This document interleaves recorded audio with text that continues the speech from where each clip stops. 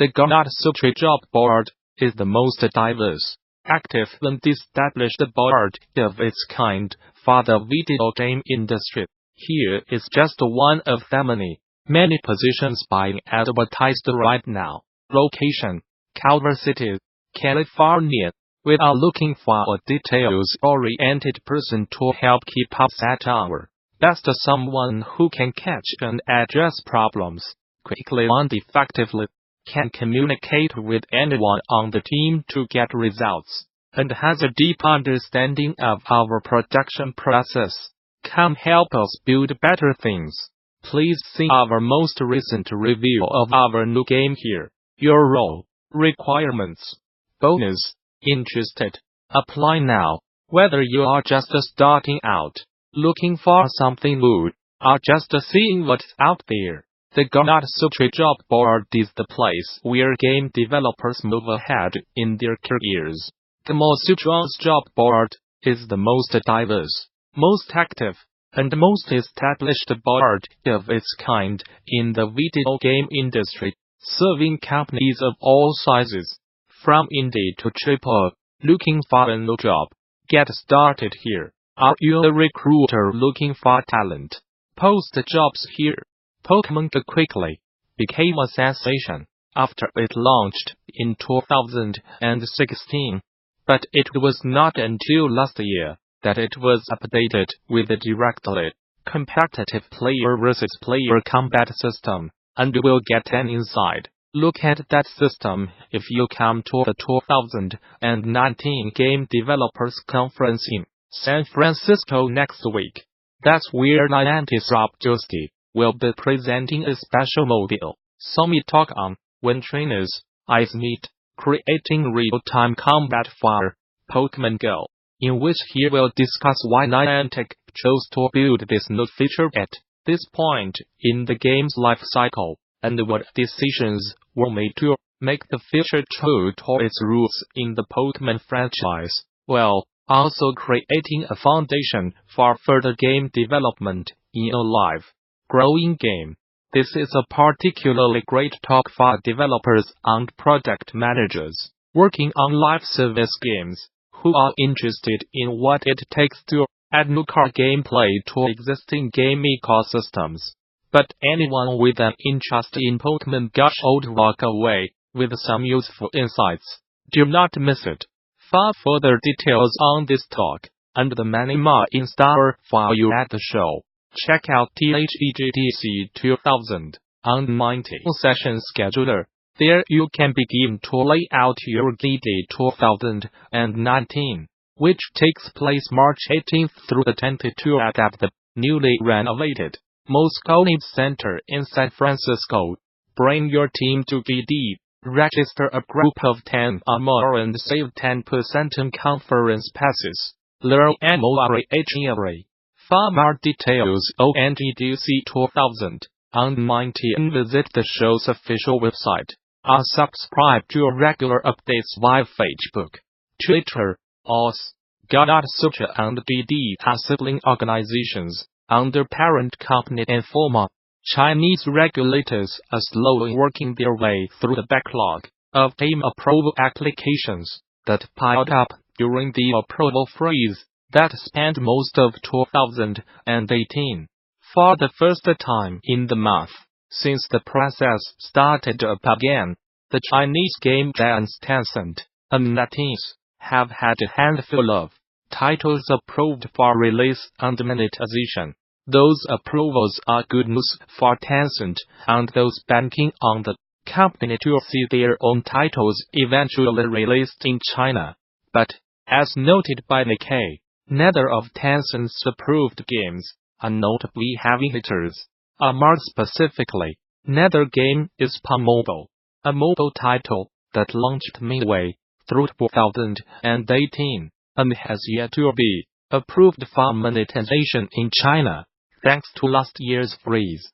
Tencent's two approvals include a game about making Chinese fans and a game about traditional wood carving, while NetEase's first approval is a Chinese history-inspired RPG called War Spring and Autumn. At this point, A little over 350 games have been seeking approval from Chinese regulators since the process reopened earlier this month.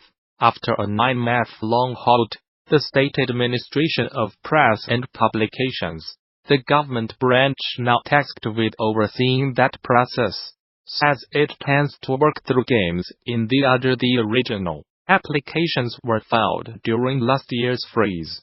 The South China Morning Press also reports that analysts expect to see the process speed up considerably after the Lunar New Year, which takes place on February 5th, and the National People's Congress in March. Bunny outlined 8 distinct design pillars when it set out to create what would become Destiny 2 X-Player vs. Everything vs. Player mode Gambit. But the only reason the mode became what it is today is because the dev team knew that breaking rules can sometimes be as important as making them. That was the big takeaway from Peter Surrey's talk on the creation of Gambit during the Game Developers Conference this year. A talk that highlighted how many of the elements that make Gambit work as well as it does would not have come to be without a great deal of iteration and some healthy disregard for the rules. As Gambit is today, 2 teams of 4 players are dropped into 2 identical but separate arenas, fight through waves of enemies, collect the motes enemies drop, and stockpile enough motes to summon the round's final boss. Dying with motes means they are lost for good, but depositing a large amount at once can send additional complications over to the enemy team. It's a sort of strategic race between the 2 sides to see who can pull this off first. And there are a number of ways teams can complicate matters for their competitors throughout the game as well. The elevator pitch for Gambit was Hello Firefight meets Super Puzzle Fighter, explains Sarah. They wanted to make an endgame regional pay players, equivalent to the trials of the 9 competitive mode that experienced PvP players had to turn to. Gambit was meant to have elements of both halves of Destiny's gameplay, but not enough PvP to scare off pay players was our hope. It had to be something with enough variability to be replayable and fit into Destiny 2 as other weekly rituals. Compared to the pay activities Bunny had already worked on, it needed to feel more replayable than strike missions, and have longer legs than the wave-based Prison of Elders activity from the first Destiny, knowing when to back away from lofty design goals. The team laid out that they do like 2 teams to compete against each other in 2 separate but identical arenas.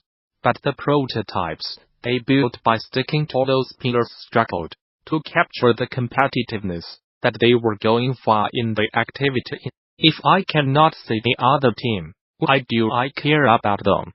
We had not come up with an answer to this, and it was a really critical question. Some early versions had view screens on Windows players could use to see the other team, but nothing quite worked. Looking back over their design pillars, Sarah says it became apparent that we did not have a good answer for why cannot I shoot the other team outside of lofty design goals. So the no direct player interaction pillar was cut and playtest feedback showed that Gambit was instantly better for it because of how the 2 maps were set up, letting a player from one team bravely invade the enemy side as a PvP threat was easy to implement, and Sarah says that adding a human threat radically changed the drama and tension. It took some balancing to find out how often players should be able to invade and work out the risk-reward balance for doing so. But once that balance was struck, invasions became one of Gambit's defining features. We wanted to encourage pay players who enjoy deep coding with this mode to try invasion. But it was unfortunately easy to make invading feel too risky for inexperienced PvPers. After some tweaking, while the team wanted taking down an enemy combatant to feel like an accomplishment, setting the most reward too high made it too intimidating for the players they were making gambit for. Ironically, we succeeded by failing, says Arad. We did not find a way to make the players care about the other team without direct player interaction.